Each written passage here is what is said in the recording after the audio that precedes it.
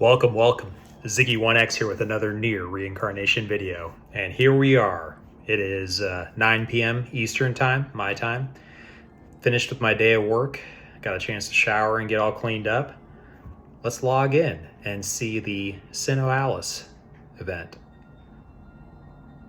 Doing this little update. So let's talk a little bit about this. I'm going to go through and break this video into a couple parts. First thing I'm going to do is I'm going to go to the banner and I'm going to review some of the units, or the three new costumes that we have. And we have all the stats, we have all the weapons, we have everything ready to go. Here we are. Let's see what we got. Talk to us, Mama. What we got going on here? Okay, SINoALICE. I am very excited about this, actually. I'm more excited about this than I was about Persona. And we get to fight these creepy little puppets. Oh, very cool. Get a handout gun. And we get two new companions. These are unique. Now, we'll have to take a look at these later, but to the best of my understanding, one of them has the highest increased attack in the game. It's 40% instead of 30%. And in addition to that, it also gives the enemy an increased attack. So it's a bit of a double-edged sword. Let's see. Uh-oh, my internet. Don't do this to me, internet. Oh, there we go. Okay, and let's just talk about these costumes real quickly. Yeah, I like. So we have Alice Saryu, we have Red Riding Hood Noel, and we have Snow White Akiha. I think that's pretty darn cool. Okay. Oh, and that is right. So when you log in, if you log in before, I believe it's December 10th, you will get a free 4-star character summon, and it is a guaranteed 4-star that you do not have. So that is extremely exciting. So you're going to be seeing this. This is going to be pretty uncut here. You're going to see me going in raw. Not a whole lot in the form of edits. So let's go ahead and take a look at this. Okay, crossover campaign. We've got the quest. We've got the paid only. We've got the summons. We've got this guy, the 4-star summon. And we've got the packs. So let's go through a couple of things. First of all, let's grab our gifts. We've got the premium ticket. We've got the 3,000 gems. We've got the energy. Hey, and we've even got a zenith in there. How many zenith am I up to? I'm up to 15 right now. That's fantastic. I'm holding on to my zenith right now until January, because we're going to get Aladdin and Fortune Teller. So we'll see how that goes. Let's go over here to the shop real quickly. I'm interested in this. So these premium shops are a real mixed bag, and I'll tell you why for me they're a mixed bag. Because the best value in these shops for me personally is the gems. And if we're not going to get a bunch of gems from a pack, why pick them up? Because all these other items are accessible through the game. So let's take a look at the big pack here. Okay, 10,000 gems, Zenith Brilliance, Pyroclast, Supreme Adoration, Advanced Handbook 10. This is not very exciting. They want to lure you in with the 10,000 gems. This one's probably, 6,100, and you're getting pieces and not a full 10 Advanced Handbooks. And then this guy is going to be 3,060 pieces. Okay. So let's take that. Now we've got the $79 pack here. Let's take that down to the gems real quickly and compare it straight across. All right, this guy is going to be 11,000 gems, so 10,000 plus 1,000. So what you're trading off here is you're trading off the 1,000 free gems for basically all of this stuff here. Now, in that sense, this is a much better deal because you're getting much more bang for your buck. 1,000 free gems is nothing. Okay. And I usually don't talk about the paid packs, but I know that people are going to be going in for the paid packs on this collaboration. So I'm just trying to do the best I can with this. By the way, this does nothing. It compares in no way with the anniversary packs that we got. Those were a bunch of paid gems and a bunch of free gems on top of them. I believe it was 16,000 total gems for the big packs, and that's significant. That's a much better deal in my estimation. So now we've got our premium packs over here. Just to compare it, we've got this guy, which is 10,000 advanced handbook. So you're not getting quite as much, and it's for the same price. Again, they're throwing in a few extra sprinkles on top, and it's just not really, I don't know. This is just not really a good buy for me. So let's go ahead and jump out of that. I'm not going to dwell too long on that. Let's take a look at the paid banners. We've got, all right, 10. We've got extra items here. Okay, that's fine. Crafting materials. All right. This is going to be a free summon. So the first summon is going to be 2,000, then free. And then this one is going to be 3,000, and then free. Yep. And then 5,000. So this is going to be a total of 10,000 gems to go through all 5 steps. So that's why they're throwing that big pack out there. Then let's take a look at these characters real quickly. Okay. This is the most interesting character in my opinion because it's a very solid arena character. And the debris, not really much to write home about. Agility plus 10%, you can get that from a lot of other areas. So if you are going to be taking this character through, if you are going to be just going all in for the Fabled Witch here, there's not a whole lot of point in going after the debris. Now, this is interesting because this is the third awakening. And so all allies attack up by 10% for 60 seconds. This is a timed attack buff, which means it's going to be very powerful. And it's going to be great for those first 60 seconds of that arena team. And this is an arena character. We also have, this is a flat 20% agility. That's very high. That's very good. All right, allies critical rate up by 10%. Again, good for arena because usually when you're trying to work within the set, the memoir set, you only have one memoir that can give you the primary stat of critical rate. So you have to rely on your weapons and character abilities, the passive character abilities to bump your critical rate up. Ideally, you want to be hitting as close to 100% as you can, especially if you have agility snipers or anybody who's going to be going in for a big AoE nuke or anything like that. So this is very good because this gives your whole party 10%, much like Dragoon Noel from Final Fantasy XIV. All right, now her character skill, very interesting. This centers around water teams. Now it is a gauge level C, which means it's going to charge very fast. It increases all allies' attack by 20% for 60 seconds and increases all allies' water damage by 25% for 60 seconds. Great for subjugation. I mean, for your water teams, great for subjugation. Also, just a generally useful water support character because if you are going in on a water team, she is a water specialist outside of Arena, but inside of Arena, she still works very well because of her passive abilities. Now, she also gets bonus damage when her affinity is water. I'm not going to go into the weapons so much on these because, let's face it, most of us are going to be pulling for the characters, but this is not an attack weapon, okay? It is a support weapon. And you guys can go ahead and look through this. I don't think the main draw for these characters is going to be their weapons, though, so I'm not going to spend too much time on it.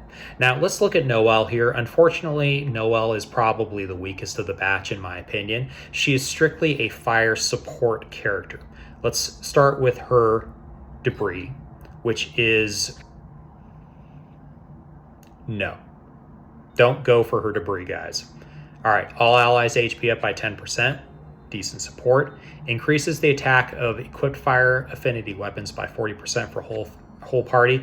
This isn't a great ability, okay? In the scope of everything else, especially when we were talking about Saryu, this is an inferior ability. It's not that great. Now we've got increases the attack. Wait, I'm sorry. There we go.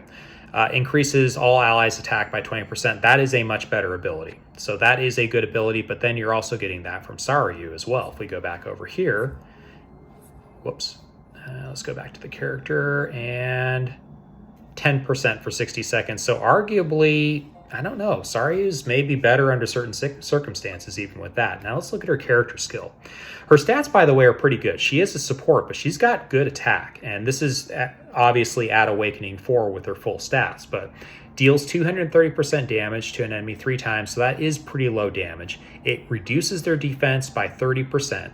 Now, there are a lot of other characters out there that offer us a attack debuff, so this isn't entirely a huge value on its own, but also increases all allies' fire damage by 30% for 30 seconds. This is good, okay? And this is when you're using a primary fire weapon in her hand. So she unfortunately is the weakest of the bunch, but again, these costumes look beautiful. I want to pull and get at least one copy of each of them just for their costumes. I like them so much. Now we have Snow White Akiha. This is going to be an interesting character because depending on what you already have in your account, she can be a very good character or a redundant character. And why do I say that? Well, she is a fire specialist and she's a fire attacking specialist. So let's go ahead and compare her straight across to another fire attacking specialist that we just had, and that is Celebratory Yuri, and arguably one of the most powerful attackers in the game. Now, if we compare Yuri and her straight across, Akiha here has a 4-hit attack. Yuri has a 5-hit attack. So if you are able to go ahead and bump up her damage and build off a chain enough, Celebratory Yuri is always going to do more damage, almost exclusively. There will be rare cases where you're fighting an enemy with incredibly high defense, but this is going to be rare. And so in most cases, Celebratory Yuri will be better on her character skill. She also benefits from, if she has an attack up buff on her, she will go ahead and basically double her damage. So she's going to be doing a lot of damage, but let's take a look at this character skill. 400% damage to one enemy 4 times. 400%, by the way, is no joke. That is really high. So she is going to be, if you build her right and if you give her the right support, she is going to be damage capping pretty much on every single one of those 4 hits. So, and up by 50% when her affinity is fire. So she is a fire specialist, but she's not necessarily locked to it. This is where Yuri, in my opinion, is also a better character, because Yuri benefits from having a general vanilla attack up of any kind. Doesn't matter what percentage it is, doesn't matter where the buff's coming from, just so long as she has that attack up on her character, on her skill list on the bottom, she's going to be basically doubling her character skill damage. This is locked to fire, so this is a little bit limiting, but it does do a lot of damage. So let's look at her abilities. Attack up by 20%, 25%. This is going to be factored into her attack that we're seeing right here, so that is baked into the cake already. Increases the attack of equipped fire affinity weapons by 100%. Now, Celebratory Yuri also has this ability. Critical rate up by 15%. I believe that Celebratory Yuri is critical damage up by 15%. Let me go ahead and look real quickly. Now I am curious. Okay, it is critical hit damage up by 15%. So she has Blaze Drive, fire affinity weapons up by 100%, vigor, attack up by 25%. So these are very, very similar characters. And if you look at that attack stat there, by the way, since we're here, 200% damage 5 times, damage 100% if attack is affected by a status buff. So a status up buff. So that means that she is going to be doing 400% damage if she has an attack plus on her, and that Celebratory Akiha, if she's using a fire weapon, is going to be doing 600% damage 4 times. So that's the comparison straight across right there. Okay, going back to this guy real quickly. Actually, Celebratory Akiha's weapon is interesting. Of course, it has a barrier skill. Most weapons do now. It has a flat 15% attack, and it has fire damage dealt up by 30%, a Blaze Boon, nice Blaze Boon. And then we've got this guy right here, increases your attack by 30% for 30 seconds. Not bad. And generic 100% times 5. So since this is your attacking character, the weapon is important there. And by the way, raw stats, 3600 attack, no joke. This is a great secondary weapon. It could be a great primary weapon as well, but it also just works good as a stat stick. And this spear is going to be similar, Blaze Haste, very nice. If you did pull on the celebratory banners, there's not quite as much in it for you, just as far as units go in this banner, okay? There's a lot of redundancy here between this banner and the last celebratory banner. So if you went whole hog, like I did, in the celebratory banner, there isn't as much need for you to go after these characters. Now let's talk a little bit about the roles that Saryu, Noel, and Akiha play. Akiha is, again, kind of the tough one. She's the tough shoe to fit into because she has so many other good costumes, and she has one other costume that is an excellent fire support. So we have an excellent costume, and you can't use two Akiha costumes at the same time, so you got to pick one. So you got a fire support Akiha, you have a fire damage Akiha, you also have you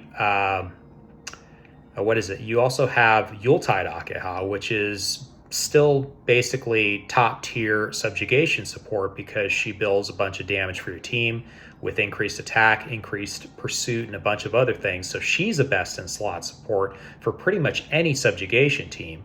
So then you start to fall into this user mileage may vary, as I'm so fond of saying. Her role is her value depending on who you have. If you have all of the above mentioned Akiha costumes, and there are more wonderful Akiha costumes in my opinion, she's a very versatile character. But this is where this costume suffers for me. If you have all of the other Akiha costumes, this costume loses a tremendous amount of value for Akiha outside of just the aesthetic of her costume, which is absolutely lovely. These costumes are amazing. I mean, that is so cool. But Akiha is a tough one for me because it really depends on your account. If you have all of the other Akiha costumes that I mentioned, this is a tough one for me. If you don't have any Akiha costumes and you're building a new account, this is a fabulous character. I mean, this is celebratory Yuri levels, and she probably can squeak out more raw attack in her character because she's a greatsword user, and greatsword users have access to a lot of raw attack from great swords, which have usually the highest attack stat in the game. So she's going to be very powerful. Don't get me wrong. Another thing to look at real quickly is her agility is at 1,000, and that means that she's not going to have a built-in agility bump for arena, and agility is very important in arena. And I forgot to check that with all these others, but Saryu has 1,200 flat agility. That is fast, okay? This is just jumping. I'm going to just jump past Noel here. Noel, strictly fire support. She's kind of the odd man out on the banner. She's the worst of the pick, but her costume, again, these costumes are great. I love them. I love them all. I want each of them just want to have them.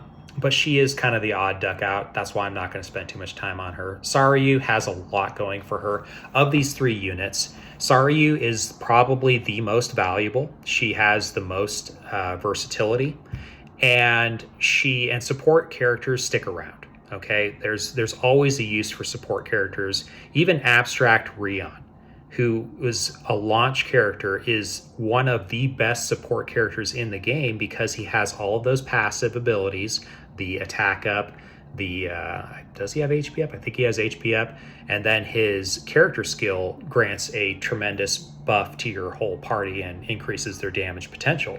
So Saryu, she's the one to go for. If you go for someone, if you have to go to pity, you need to get her at least to Awakening 3 to really, really capitalize on what she brings to the table. If you're not going to go all in, this is a tough one because this is a limited banner.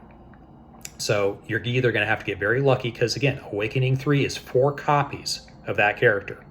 You got to pull the first one, and then you got to pull the next 3 for each of the 3 Awakenings. Awakening 4 is nice because it offers extra stats, but because she's a support character, those stats aren't nearly as important.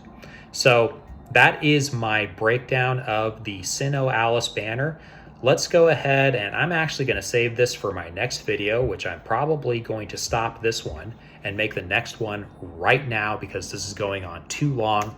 That was my in-depth breakdown and hot takes on this. So everyone, welcome to SINoALICE collaboration. I hope you guys are having a wonderful evening. If I don't see you before then, peace out, y'all, and the best of luck to you in your summons. Take care. Bye.